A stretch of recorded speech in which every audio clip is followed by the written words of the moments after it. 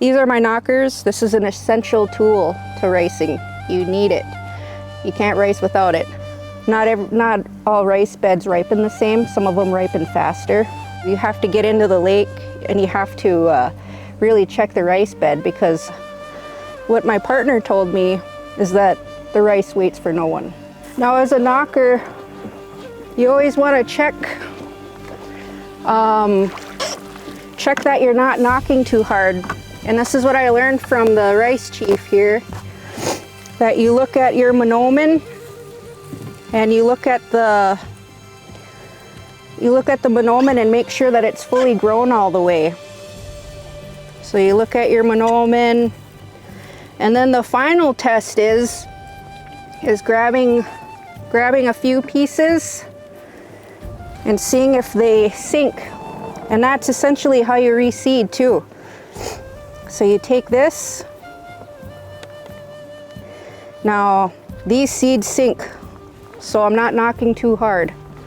Especially in the beginning season, you want to be very gentle with the plant.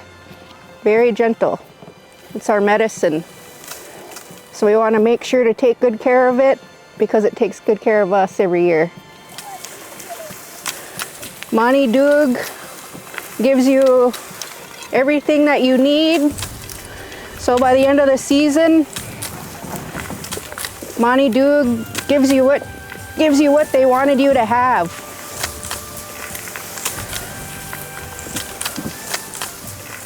Wild rice is Ojibwe soul food, so to speak. It is both in a practical sense at the center of the traditional Ojibwe diet, and in a spiritual sense really important to Ojibwe people. 2 people can harvest hundreds of pounds of food in a day pretty easily. So I'm knocking in the back of the canoe, and what I'm doing is, with my 2 knockers, I am gently pulling the Manomin down into the canoe, and I do two taps like a heartbeat. Ba-boom. You're like one with the lake. Ba-boom. You don't need to, you only do light taps. If you're knocking too hard, you'll break the stalk. And what happens is that stalk will never regrow.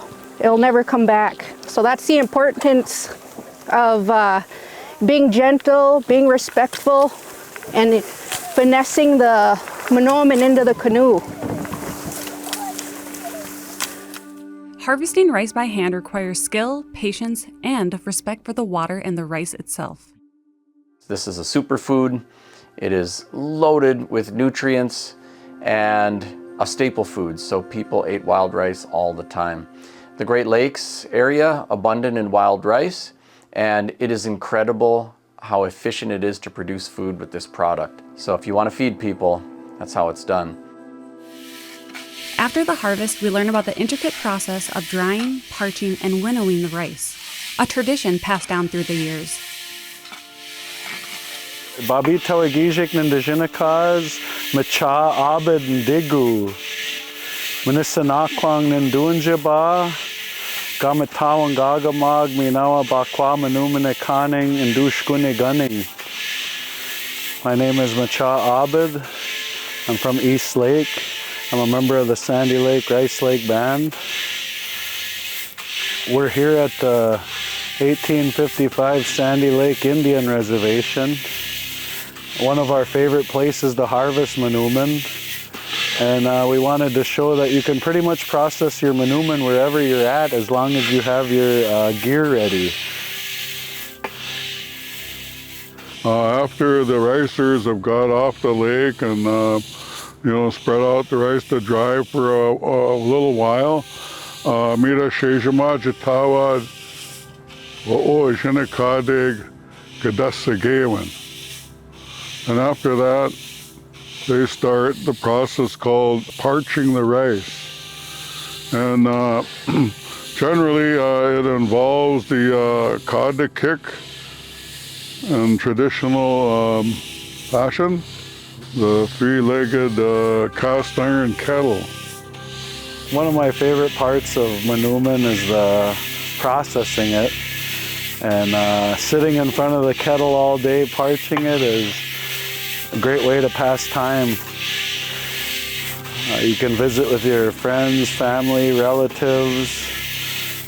One of the ways you can tell if your Manomin is getting to the right temperature is you wait for it to pop.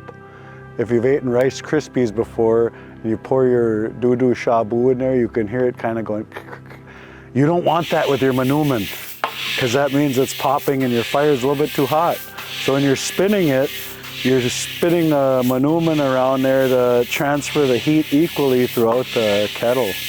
And some of my earliest memories as a child is seeing the old people from my community parching in a kettle like this. So I tried to learn at a young age, and now we try to pass it on to all of our young people. Getting your kettle the proper heat and knowing when it's done. It's real easy to pull your Manomin when it's not ready, and then you're gonna have a hard time hulling it or dancing on it. But the main thing is looking at the color, biting into the grain, and seeing how easily the chaff comes off from the grain are just some of the 3 main ways that you could tell if your Manomin is done. So as we look at all of those factors, we try to make sure that the heat goes down on the kettle at least a little bit, so as it gets to that almost dry point,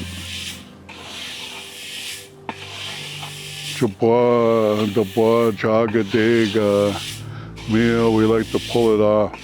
We still feel that because of its heat and its internal temperature and warmth, that it'll finish out, drying out, to the near 100% that we prefer, to keep it,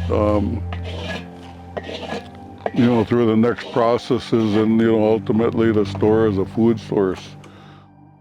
After it's parched, then it gets jigged, and so the customary way would be to make a butagan, like a wood-lined pit, and then the rice would be put in there, and people would literally sing and dance, jigging on the rice to separate the hulls. It would be winnowed, and it could be kept in a, dry storage for years. Processing wild rice by hand is a labor of love, echoing centuries of knowledge and care passed down through families. This hands-on process preserves not only the grain, but also the cultural connection to the land. We don't want to remove the outside layer of the wild rice kernels, and that's called the bran. So we want to keep the bran intact. And I like the green color because it's still a little bit early in this crop. As it gets farther in the season, it turns blacker, and it even takes on a different taste after a while. I can see there was one kernel that got a little bit warm over there, a little bit puffy, but a lot of that's normal. Can't beat that. Mamegoshkam, and during this Nushkachige event, we fan it out or we winnow it out. We always, have the wind direction into account when we're doing this, because we like to make advantage of the direction of the wind. Although a significant portion of the fanning process here involves the technique where it creates its own fanning process. This is the winnowing process, and what we're doing here is we're getting the chaff off of the rice, and after we do that, then it's ready for eating. While the Ojibwe have a diverse diet, wild rice, wild game, big game animals, small game animals, we probably ate fish even more than game, berries and things like that. It's much more than a practical thing. The DNA of Native people has been around for a very long time. Genomic mappers have found that we've been separated from other humans for around 35,000 years, possibly longer. But the emergence of the Ojibwe as a distinct language and culture within that, genomic group is something that happened much more recently, over the past few thousand years, really. A couple thousand years ago, our ancestors, Ojibwe ancestors, Ottawa, Potawatomi, Cree, we were one people. There are 29 different tribes in the Algonquian language family. And we used to live on the Atlantic seaboard. Another part of the planet that's well suited for indigenous agriculture, large game animals, small game animals, and there was a population boom. And then there were occasional droughts and competition over resources, and people started to move around. During that time, there were prophets who appeared to the Ojibwe people who said, move west to the land where food grows on water, which we have understood to mean a reference to the wild rice. And that started a long migration of Algonquian-speaking people settling in the wild rice lands around the Great Lakes. This became a central part of our physical existence, spiritual identity, even today. Even in the language itself, Manomin, which is the Ojibwe word for wild rice, really is derived from mino, meaning good, and min, like staple food. And so it's the good food. And that's why it's so important to the Ojibwe people today. From the traditional methods, we transition to a farm where modern techniques have been developed to harvest wild rice on a larger scale. The innovative equipment and methods used here show how traditional foods are adapting to meet modern demands. Today we're out here and we're going to be showing you how we process our wild rice, which is all wood-fired, and we try to process it within a day or two that it comes off the lake.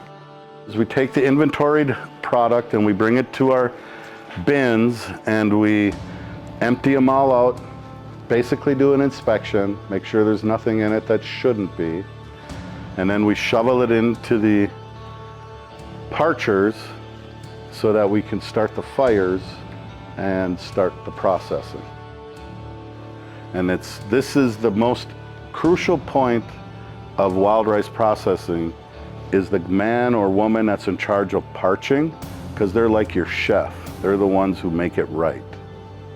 So then once the wild rice is parched, we put it back into the bins and we bring it over to this station and shovel it into the elevators, which then brings it up to a hopper that feeds it into our hulling machine. And then the wild rice drops out on this bin. All of the chaff gets sucked out before we even touch the rice. I would say 90% of it does. Then we bring it into this station. After the hull has been rubbed off, and we run it through this elevator into our air screener. And your air screener takes out the fine particles and the oversize in case there's something in there. And then it goes from this machine into another hopper, and we bring it over to our final cleaning station, which is our gravity separator table. And then it goes through another elevator into our bagging facility here.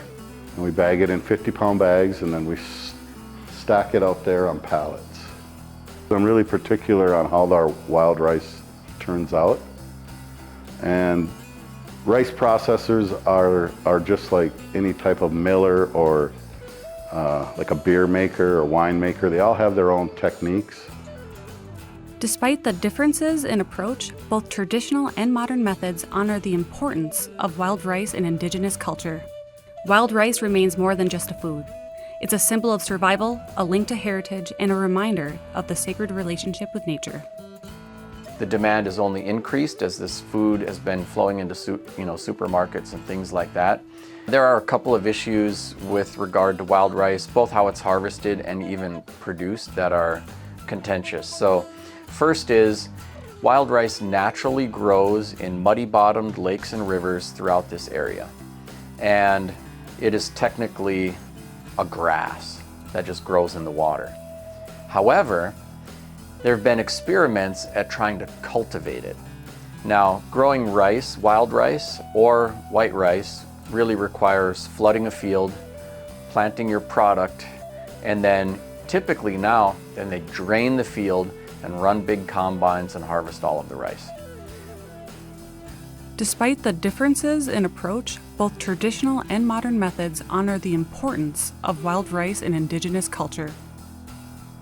Even today, that is still a place, among others, where it is, commercially produced. When you do that product harvested that way, it is a machine harvested and produced, often chemically laden through that process.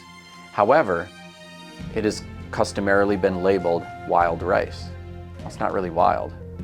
It wasn't naturally growing wild in the environment when it was harvested. And so for a consumer, there's just no way to tell where did this come from. And so there have been efforts to say it should be labeled as hand harvested or, things like that. But on the street, people say paddy rice versus wild rice.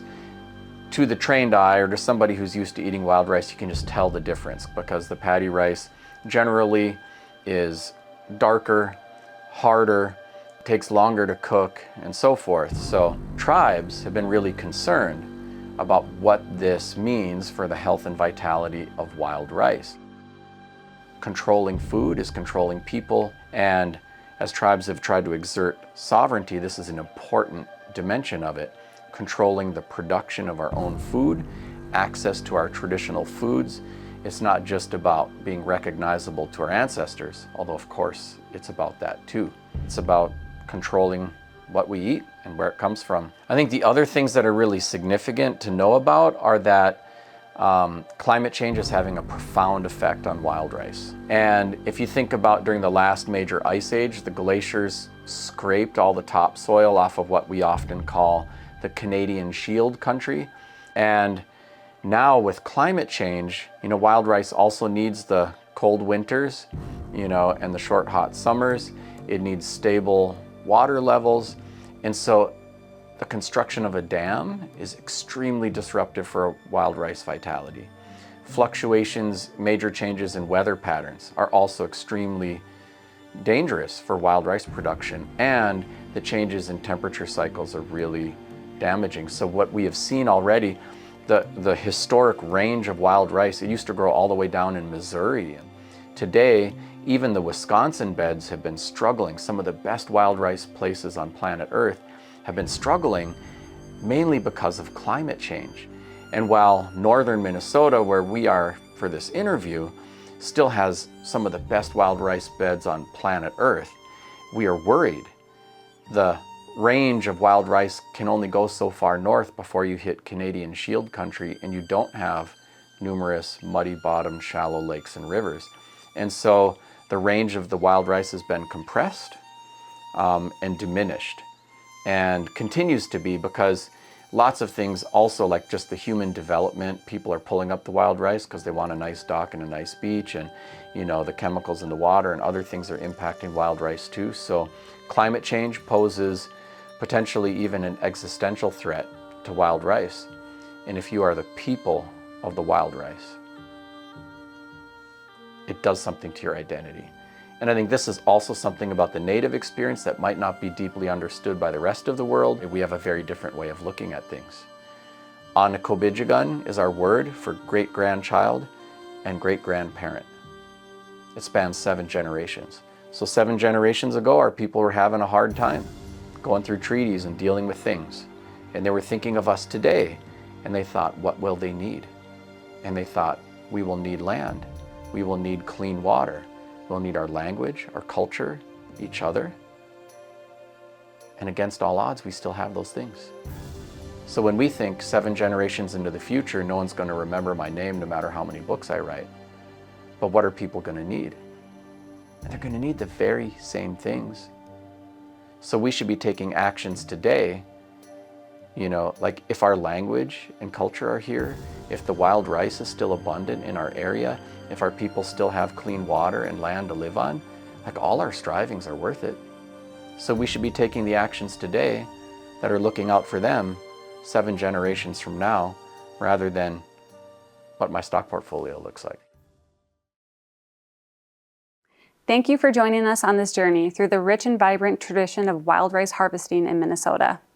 We've witnessed the meticulous process of harvesting Manomin, and through the eyes of the harvesters, we've seen how wild rice is not only a crucial food source, but a powerful symbol of tradition and community. As we conclude this episode, we celebrate the resilience of the wild rice beds and the ongoing commitment of Indigenous communities to preserve and sustain this vital resource.